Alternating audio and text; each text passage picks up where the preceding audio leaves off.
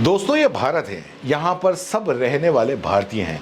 फिर चाहे हिंदू हो, मुसलमान हो, सिख हो, ईसाई हो, या फिर किसी भी धर्म का हो, या फिर किसी भी राज्य का हो, राजस्थान का हो, गुजरात का हो, बंगाल का हो, बिहार का हो, उत्तर प्रदेश का हो, वो भारत में किसी भी जगह का हो, भारतीय ही कहलाएगा। किसी भी धर्म का हो, भारतीय ही कहलाएगा। और उस भारतीय को वो कहीं भी जाकर काम कर सकता है। काम करने की आज़ादी और रहने की आज़ादी ये देश और इस देश का संविधान देता है। तो सवाल ये है कि क्या कोई भी धर्म का इंसान अपने शहर में कहीं भी, किसी भी मोहल्ले में, किसी भी कॉलोनी में रह सकता है, या कहीं भी मकान खरीद सकता है? संविधान और नियम की अगर बात करें तो संविधान कहता है कि हाँ, लेकिन अगर हकीकत का अगर जब सामना हो और हकीकत की बात करें तो जवाब मिलता है ना, नहीं रह सकता। और खासकर एक मुसलमान तो कतई नहीं रह सकता। पहली बात तो उसको मकान किसी और कॉलोनी में मिलेगा नहीं, या कोई देगा नहीं, और अगर दे भी दिया और मिल भी गया तो उसका विरोध होगा, क्योंकि यहाँ पर बांट दिया है। ये मुस्लिम का एरिया है, ये हिंदू का एरिया है। मुसलमानों के एरिया में हिंदू नहीं रह सकते, हिंदू के एरिया में मुसलमान नहीं रह सकते।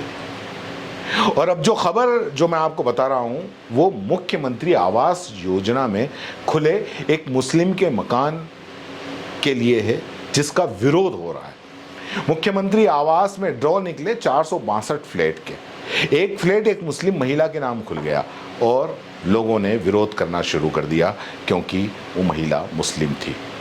और बाकी के जो फ्लैट थे उस पूरी सोसाइटी के अंदर वो हिंदुओं के थे। कहना है कि ये हिंदू के मकान हैं, यहाँ पर मुसलमान कैसे रह सकती है। दैनिक भास्कर की ये खबर के मुताबिक गुजरात के वडोदरा की ये कहानी है, और वडोदरा स्थित हरनी के एक रेजिडेंशियल कॉम्प्लेक्स में लोगों ने मुस्लिम महिला को फ्लैट देने का विरोध किया है। मामला Motnath residency corporative housing society services society limited का है। हाउसिंग कॉम्प्लेक्स में रहने वाले 33 लोगों ने कलेक्टर को आवेदन देकर महिला का अलॉटमेंट कैंसिल करने की मांग की है। दरअसल वडोदरा म्यूनिसिपल कॉर्पोरेशन ने हरनी में मुख्यमंत्री आवास योजना के तहत 2017 में 462 फ्लैट बनाए थे। यहाँ 461 फ्लैट में हिंदू परिवार रहते हैं। 44 साल की महिला कौशल विकास विभाग में काम करती है। वो अकेली मुस्लिम महिला है जिसमें सोसाइटी को फ्लैट मिला। सोसाइटी वालों का कहना है कि हरनी हिंदुओं का इलाका है।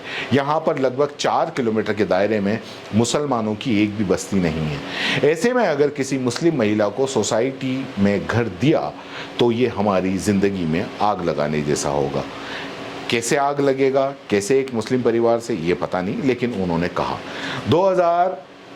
दरअसल आपको बता दूं कि महिला अपने बेटे के साथ में यहाँ पर शिफ्ट होना चाहती थी।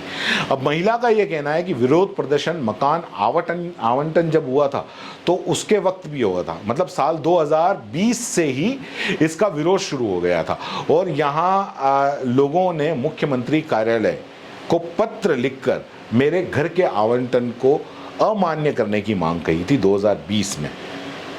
उस समय हरनी पुलिस स्टेशन के सभी संबंधित पक्षों के बयान दर्ज किए थे।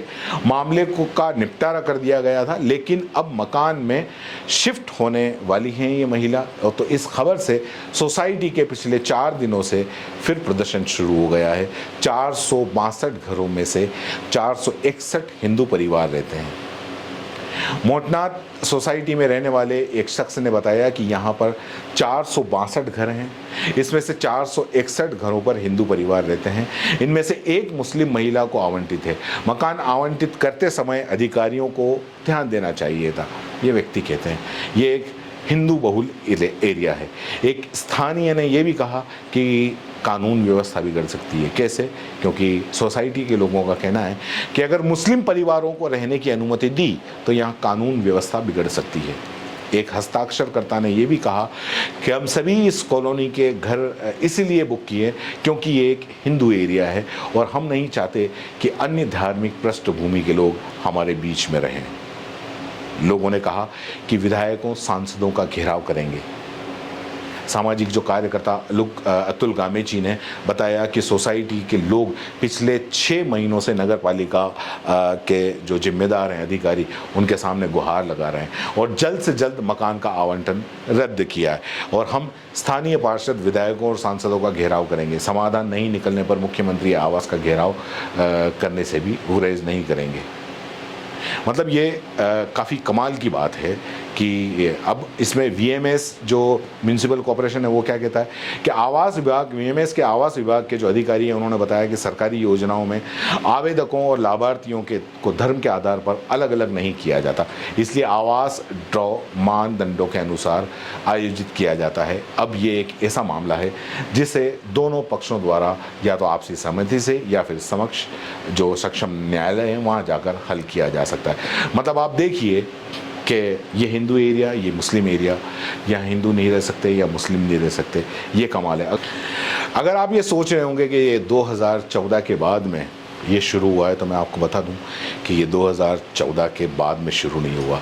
ये जहर बहुत पहले का है कि आप यहाँ नहीं रह सकते, आप वहाँ नहीं रह सकते। और ख़ास करके जो मुसलमान हैं उनके लिए तो ये है कि आप हिंदू बस्ती के अंदर नहीं रह सकते। मैं आज से कम 20 साल पहले की बात बताता हूँ कि मेरे एक मित्र ने प्लॉट लिए थे। प्लॉट लेके उनकी रजिस्ट्री होने वाली थी और जब पता चला कि ये मुस्लिम ने लिए हैं, वो रजिस्ट्री नहीं होने दी गई और वो प्लॉट भी नहीं उनको दिए। जो पैसा जो एडवांस के तौर पे दिया गया था वो भी वापस दे दिया गया। तो मतलब ये कमाल की बात है। और ये कब बंद होगा, ये जहर कब बंद होगा?